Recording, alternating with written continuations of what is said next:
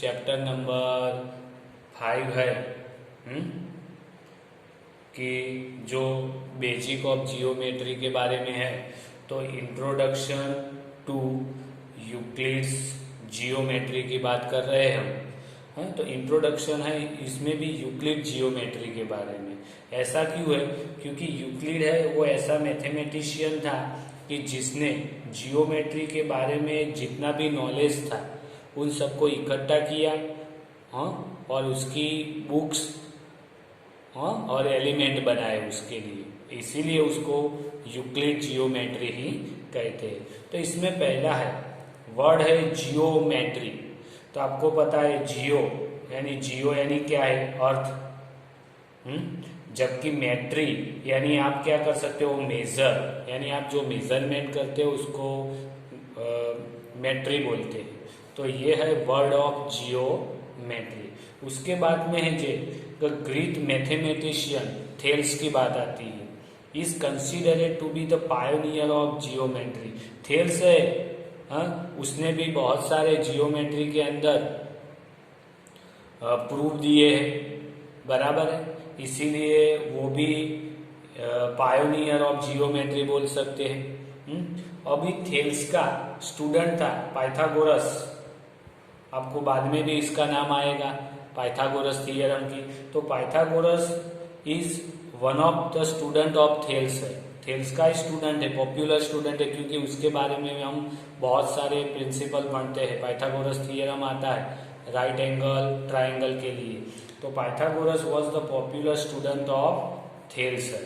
फिर आता है सुलभा सूत्र, जो एक भारतीय ऋषि की बात है। तो Sulabha Sutra was created between the 800 BC to 500 BC। बहुत साल पहले उन्होंने एक फॉर्मूला क्रिएट किया था। जो पाइथागोरस का जन्म हुआ उसके पहले बना दिया था, और वही फॉर्मूला बाद में, मैंने बोला ना वो राइट ट्राइंगल वाला फॉर्मूला, पाइथागोरस थियरम, वो सुलभासु ने पहले ही बना दिया था। बाद में पाइथागोरस ने वही फॉर्मूले के ऊपर से एग्जाम्पल देके पूरा प्रूव करके दिया। लेकिन वो तो ये ऋषि ने पहले ही बना दिया था। तो ये सुलभासु सूत्र है, वो 800 BC से 500 BC में उन्होंने भी जियोमेट्री में किस तरह से मेजरमेंट करते हैं एंगल का, वो सब। हमारे ऋषि मुनि भी देखो तो वो हवन कुंड आता था जहाँ यज्ञ करते थे, तो वो एग्जैक्टली राइट कैसा रहता था? स्क्वायर रहता था, रेक्टेंगल रहता था। वो जहाँ बैठते थे, वो आसन की बात करें तो वो आसन भी कैसे रहते थे? एग्जैक्टली सर्कल बनता था। तो यानी सर्कल के बारे में पता है तभी वो एग्जैक्ट सर्कल ड्रॉ कर सकते हैं ना। लेकिन वो सब उन्होंने इकट्ठा किया था, लेकिन वो राइटअप में करके नहीं दिया था सब। वो काम किया है ये यूक्लिड ने, इसीलिए यूक्लिड जियोमेट्री कहते हैं। बाद में आता है कि Euclid was teacher of the mathematics at the Alexandria in Egypt. Egypt के एलेक्जेंड्रिया के शहर के अंदर वो एक मैथ्स के टीचर थे। और उन्होंने क्या किया? तो he collected all the known of result, जो वो जानते थे या उन्होंने दूसरी कहाँ से जो भी रिजल्ट मिले वो सबको इकट्ठा किया और उसकी सीरीज बनाई। ऐसे 13 चैप्टर बनाए, और एक चैप्टर को क्या बोलते हैं? बुक का नाम दिया। बुक 1, बुक 2, ऐसे बुक 1, फिर आ गया तो बुक 2, ऐसे करके उन्होंने कितने 13 चैप्टर बनाए। और टोटल 30 मिलाओ तो उसको एलिमेंट बोलते हैं। क्या बोलते हैं? एलिमेंट बोलते हैं, बराबर है। फिर उसने हम जियोमेट्री में देखें तो सॉलिड है, तो उसका डायमेंशन कितना आएगा?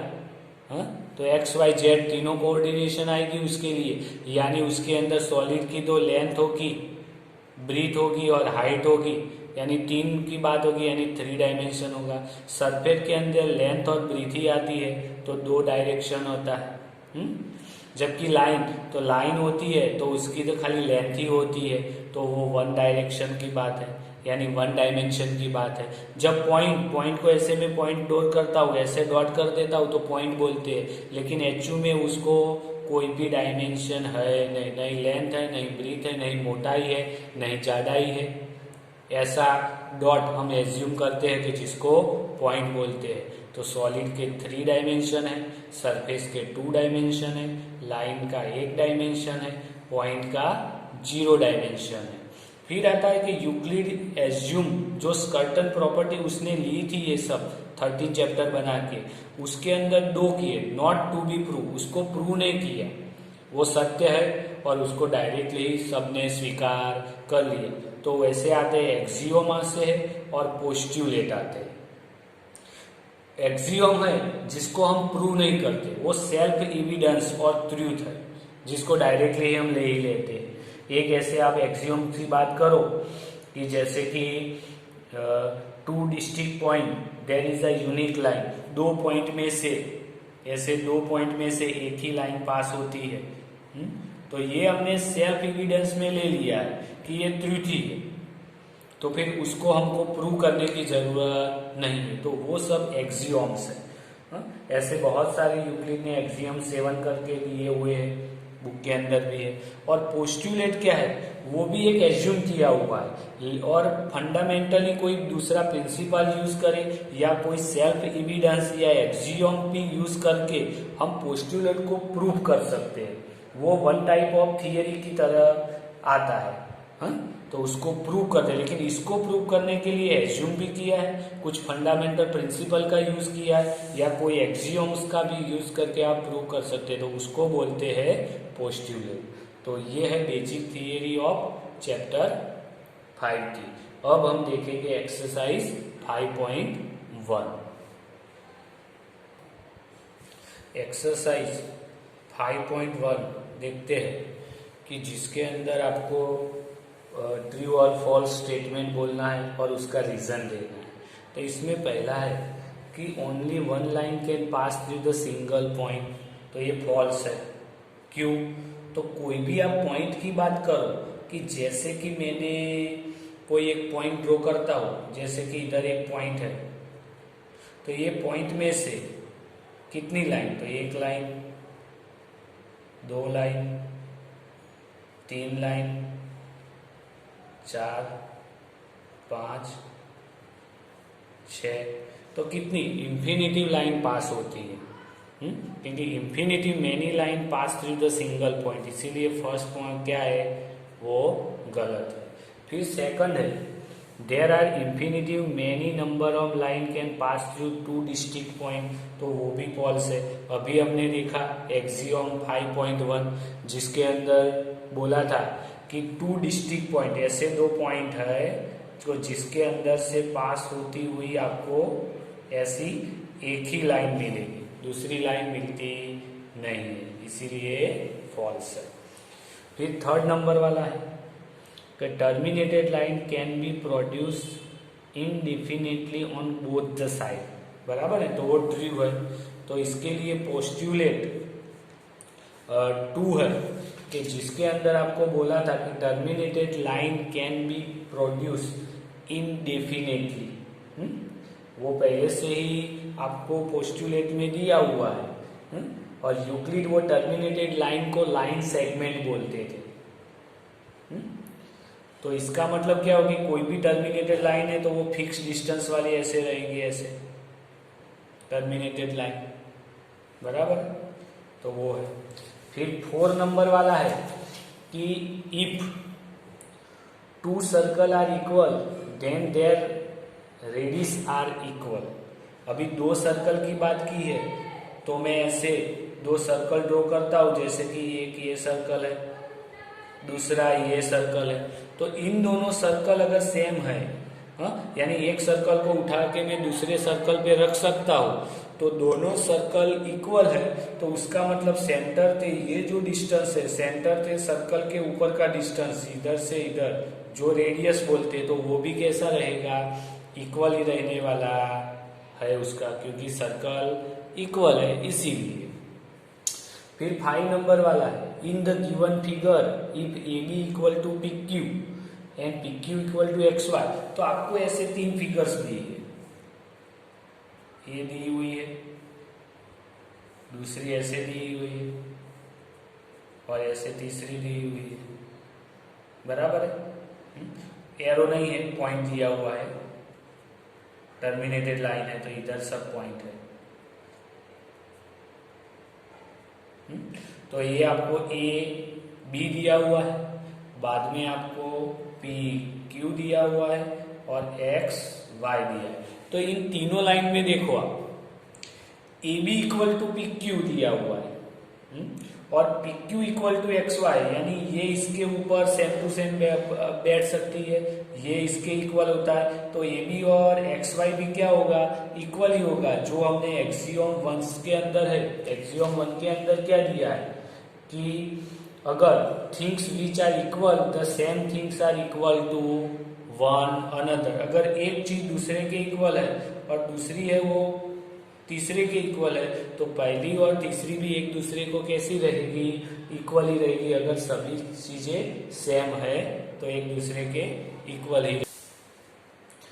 अब एक्सरसाइज 5.1 का क्वेश्चन 2 है, जिसके अंदर आपको डेफिनेशन लिखनी है। तो मैंने ऑलरेडी डेफिनेशन लिख के रखी है इधर कि पैरेलल लाइन किसको बोलते हैं, कि two line which lie in the same plane and do not intersect anywhere. यानी कोई एक प्लेन की बात करूं तो ऐसे मैं प्लेन ड्रॉ कर सकता हूं। तो ये प्लेन की ये लाइन और ये लाइन, तो ये दोनों देखो, अगर इधर मैं लाइन ड्रॉ करता हूं और इस साइड लाइन ड्रॉ करता हूं तो ये दोनों कैसी है, एक दूसरे को पैरेलल। तो ऐसी बात की है। फिर है परपेंडिकुलर लाइन, तो two line intersect each other at the right angle. जैसे कि अब आप बात है लाइन सेगमेंट की। तो लाइन सेगमेंट किसको बोलते हैं, जिसको यूक्लिड ने टर्मिनेटेड लाइन भी बोला था। यानी कोई लाइन है, लाइन तो कैसी जाती है, इंफिनिटी तक जाती है दोनों तरफ से। अगर इसके दो तरफ कोई एक पॉइंट दो लिए जाए ए और बी, तो ये दोनों उसके एंड पॉइंट हो गए।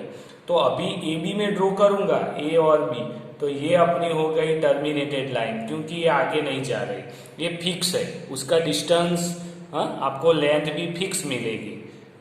तो line segment is part of the line, जो है ना ये लाइन सेगमेंट है वो पार्ट ऑफ द लाइन ही है इन द टू एंड। तो टू एंड है ना ए और बी। फिर बात आती है रेडियस। तो रेडियस के बारे में मैंने आगे ही इधर ही बता दिया है कि radius is the distance between the centre to, ये सेंटर सर्कल का, to any point of the circle, ये दोनों के बीच की लेंथ, इसको बोलते हैं रेडियस। फिर आता है स्क्वायर। तो स्क्वायर क्या है, तो ऐसा कोई भी क्वाड्रिलेटरल है जिसकी हर एक साइड इक्वल है और हर एक एंगल कितने का होता है, 90 का, तो वो क्या हो गया, अपना स्क्वायर हो गया। Consider two postulate given below, और आपको देखना है कि जो पोस्टुलेट दिया हुआ है इसके अंदर अनडिफाइंड टर्म है, और are you postulate consistent, do you follow from Euclid postulate explain. और ये जो पोस्टुलेट दिए हुए है वो यूक्लिड के जो पोस्टुलेट है उसके साथ मैच करते हैं, ऐसा आपको बोला है। तो पहला देखो, give any two distinct point A and B, there exist the third point C which is in between A और बी। ए और बी ऐसे कोई डिस्टिंक्ट पॉइंट है और थर्ड पॉइंट है जो बिटवीन ए और बी के बीच में है, ऐसा बोला है। तो उसका पहले हम क्या बोलेंगे, तो पहले के अंदर हाँ यस आता है, क्योंकि इसके अंदर अनडिफाइंड टर्म है। कौन से है, तो अनडिफाइंड टर्म की बात करें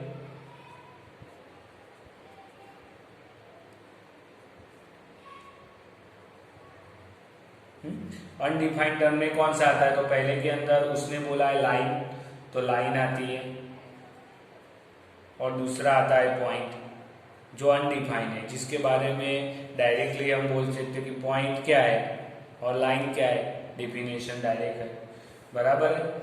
फिर वो कंसिस्ट है कि अनकंसिस्ट है, तो उसके बारे में तो yes, this postulates are consist।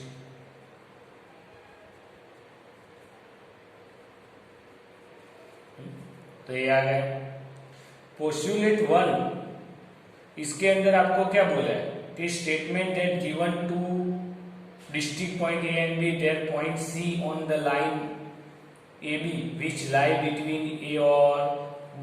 लेकिन ये पोस्टुलेट है वो यूक्लिडियन पोस्टुलेट से फॉलो करता है, तो this postulate do not follow from Euclid postulate. बराबर, यूक्लिड के पोस्टुलेट तो वो फॉलो करता नहीं है. फिर दूसरा आपको बोला है there exist at least 3 point that are not on the same line. दूसरा ये बोला है आपको. तो एक तो 3 पॉइंट की बात की, और 2 पॉइंट के बीच में है C पॉइंट, ऐसा बोला. और दूसरा बोला कि at least 3 point that are not on the same line. Same line के ऊपर 3 पॉइंट, बहुत सारे पॉइंट भी आ सकते हैं. अगर 2 पॉइंट एक दूसरे के बहुत नजदीक है तो तीसरा पॉइंट बीच में नहीं आएगा. अगर 2 पॉइंट ऐसे दूर है तो तीसरा पॉइंट आ जाएगा. तो एक ही लाइन में से पास होते हुए ए बी सी हो सकते हैं. बराबर है ना, वरना नहीं भी हो सकते. अगर ए बी है तो ए बी एक लाइन पे आ सकता है ऐसे, इधर ए और इधर बी हो सकता है, तो सी इधर भी हो सकता है या सी नीचे भी हो सकता है. इसीलिए क्या बोलते हैं कि this postulates do not follow from Euclid's postulates, but कि दे फॉलो करता है किसको, तो दे फॉलो फ्रॉम एक्सियोम्स, वो भी 5.1. अब आता है क्वेश्चन नंबर 4. तो क्वेश्चन नंबर 4 है, इसके अंदर if the point C lie between the 2 point A and B, ऐसे आपको ऐसे में दो कर सकता हूं. ये A पॉइंट है, ये B पॉइंट है. बराबर है. और C पॉइंट है, वो दोनों के बीच में कहीं ड्रॉ किया हुआ है. तो C point line between the 2 point A और B, उसके जोड़ती हुई लाइन पे कहीं इधर C पॉइंट है. दूसरा आपको AC is equal to BC दिया है, यानी ये और ये इक्वल दिया हुआ है. तो आपको एक्सप्लेन करना है, प्रूव दैट. क्या करना है आपको, ये प्रूव करना है AC इक्वल टू 1/2 AB, ये प्रूव करना है. आपको दिया क्या हुआ है, तो पहले दिया है AC is equal to BC, यानी C पॉइंट है वो मिड पॉइंट बोल सकते हो AB का. अब मैं क्या करता हूं, अगर AC था, इधर इस साइड BC है, तो दोनों तरफ AC ऐड करता हूं. इस तरफ मैंने AC ऐड किया तो ये BC था, उसके साथ भी AC, ये AC दोनों तरफ ऐड कर दिया. तो ये आगे भी था, यूक्लिड का एक्सियोम्स था कि equals are added to equals. अगर AC इक्वल टू BC दो इक्वल है और उसके अंदर में इक्वल वैल्यू AC को ऐड करता हूं, तो ये पूरी वैल्यू और ये पूरी वैल्यू भी कैसी रहेगी, इक्वल ही रहेगी. तो इस साइड AC और AC तो 2AC आएगा, इधर BC और AC मिला के क्या होगा, AB होगा. बराबर है कि नहीं. क्यों ऐसा, तो आपको पता है BC plus AC coincides with AB, यानी BC की वैल्यू और AC की वैल्यू जोड़ के जो एक बड़ी सी वैल्यू मिलती है, उसको आप AB के ऊपर रखोगे तो दोनों क्या आएगा, इक्वल ही आएगा. तो AC इज इक्वल टू हो गया. अब 2 है वो उस साइड जाएगा, तो AC, या आप 1/2 से दोनों को डिवाइड कर सकते हो. इधर मैंने 1/2 लिया, इधर भी 1/2 लिया, तो क्या किया, हाफ किया उसका. और ये अपना है एक्सियोम 7 है कि इक्वल वैल्यू को हाफ करो फिर भी ये टोटल वैल्यू तो इक्वल ही रहेगी.